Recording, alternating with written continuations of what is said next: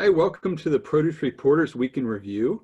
I'm joined today by our retail editor, Pamela and we've got a bunch of stuff to talk about this week. Let's start off with your look at how retail is dealing with virtual shoppers clogging up the aisles and making consumers upset.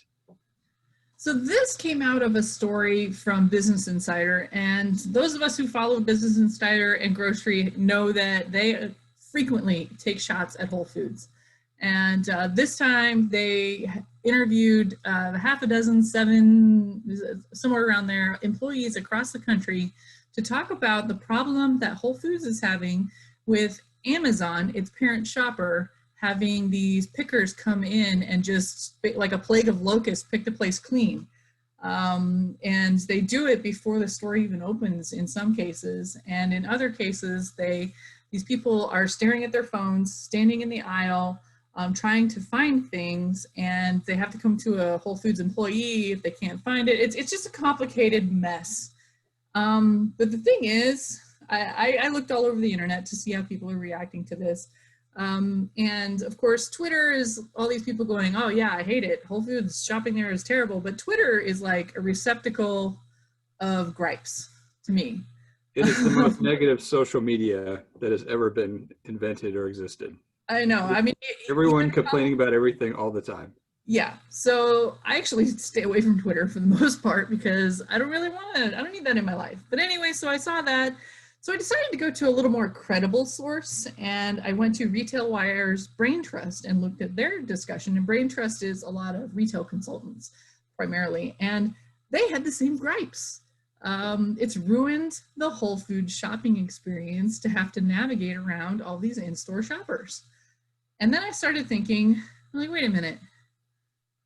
How many times have I had to navigate around H-E-B? You know, I love them, but they've got all these like giant carts. They have this like mega cart, and they're picking like 3 or 4 different orders at the same time. And they're always in the way. But it kind of really hit home because I was passing on this story for a couple of days. And yeah, you know what? It's another Business Insider Whole Foods gripe. So I decided to avoid the presidential debate by going to H-E-B. And it was actually the most pleasant experience I've had at H-E-B in months because there was nobody there. It was amazing. So it just kind of hit home at how retailers really need to figure out, as we're growing e-commerce so quickly, how are we going to solve this problem of cluttering up the aisles? It also has never made sense for people to be paid to stock the shelf, to have to pay someone else to take it off the shelf to fill an order. That's always been a problem, and we've always known that's been a problem.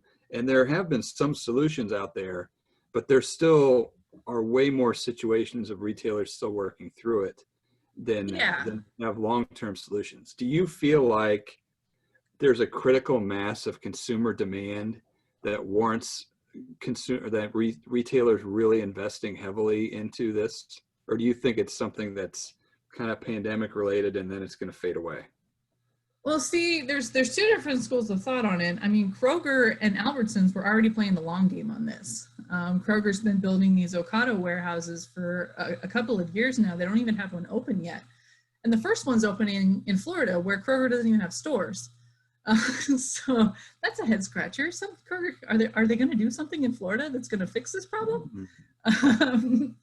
But the newest one they just announced is going to be in the Detroit area.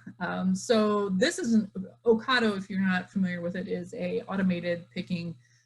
It's based in the UK, and it is actually, I just saw on Twitter of all places that Ocado is actually worth more than Tesco now, if you were going to buy it outright. So, I mean, there's a lot of growth in that space.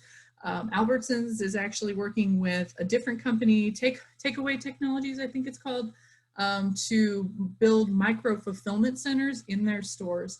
And then H-E-B signed on with another company called Swisslog to do some automated fulfillment at the store level. What this is going to do is to get that congestion off the floor, because if you're ruining the in-store experience, people aren't going to shop in store where they have all of the opportunities for incremental sales, for things that you didn't plan on buying and you see it and it looks amazing, that is lost money when people are shopping online on a list because we haven't figured out how to get people to add more to their cart. So a lot of problems here with that, but I really feel like some of these retailers, right, it's a Band-Aid right now, having people swarm the stores and shop alongside everyone else. And they're working on the long game of figuring this out to get people out of the stores. Could it be that kind of a passive aggressive way to push people toward online is to make the in-store experience unpleasant, but keep the quality level so high that consumers know that they have to have this product and it's just not worth going anymore?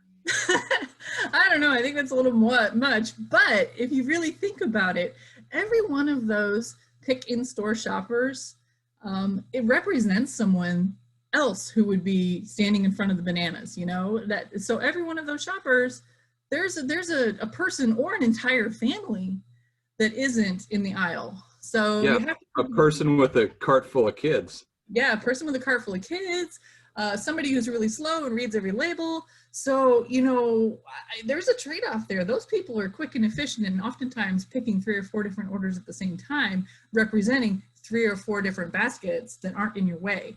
So while I believe that people are justified in having a bit of a gripe when they have to navigate around some of these huge carts, I also think you need to think big picture and realize that it could be a lot worse.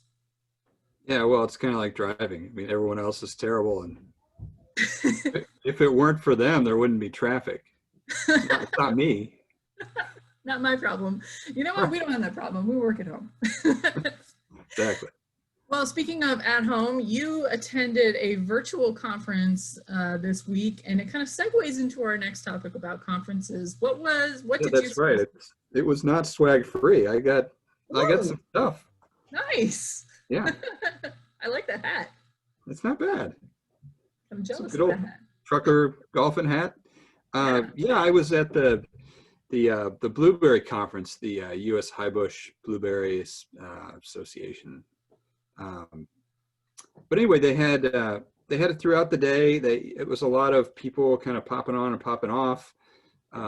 They did some things differently. There was a little more community in which that the default was a chat screen where it was actually pretty active, and it was good to see. And they had a number on there, like a counter, so you could see how many people were in the different events, and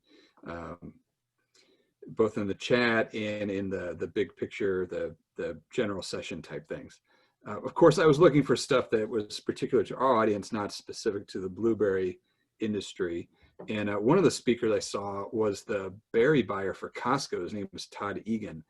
And he talked for 45 minutes with some really relevant info on what he looks for as a berry buyer. And it really comes down to quality. And it's funny how he talked about having loyalty to suppliers, but the loyalty only went as far as the quality was among the highest he could get. So it was a two-way street. And I think it was interesting to hear. And I even caught up with one of my industry pals who was also at the conference, and we tried the chat feature that they had, and we talked about what we learned, and he agreed. It was good to hear and good to see that a big buyer is really is considering the experience that his customers have as the #1 priority he has.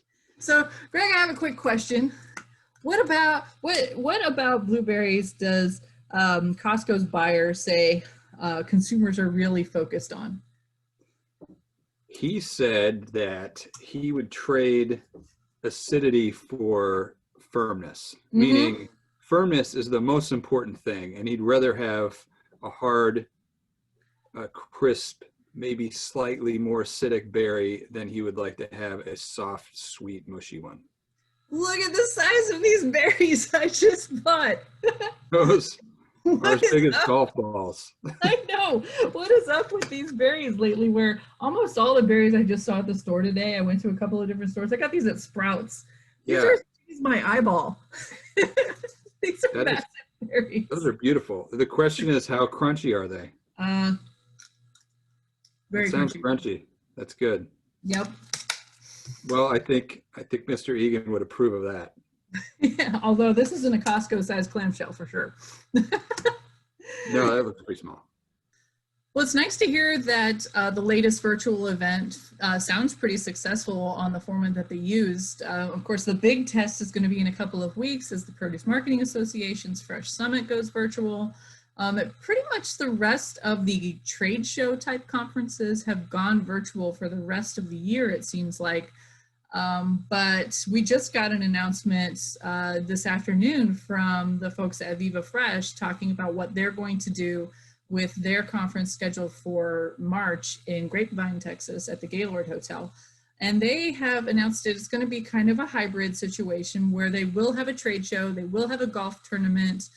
So they're going to have the in-person components to it, but they're going to limit the number of people from each company who are allowed to come. And then they're taking a lot of the education component, the Clean Eating Challenge and In Bloom, which is the women's group, and the Aggies for Fresh group. That one is going virtual. So it's kind of a hybrid. So we'll see how that works out. Well, it So- also remains to be seen what buyer groups are going to do, because we've heard from the ones that we've talked to that for 2020, they're grounded. Yeah. And Yeah. so pretty much any event that offers meetings with buyers, if you can't get them to come, what's the point?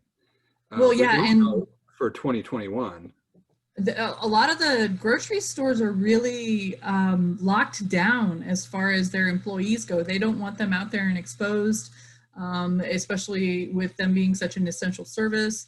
A lot of them are working from home and not even going into the offices. I've talked to a couple of guys from HEB and they're working from home instead of going into the main office. So to see if they're going to send people out. I've heard some people from some of the shows that are planned in the spring that, yeah, we're gonna go. It's go ahead and buy that fancy dress because there will be in-person shows. But we are seeing some of the events, like the Fresh Produce and Floral Council is having golf tournaments. Eastern Produce Council is having golf tournaments.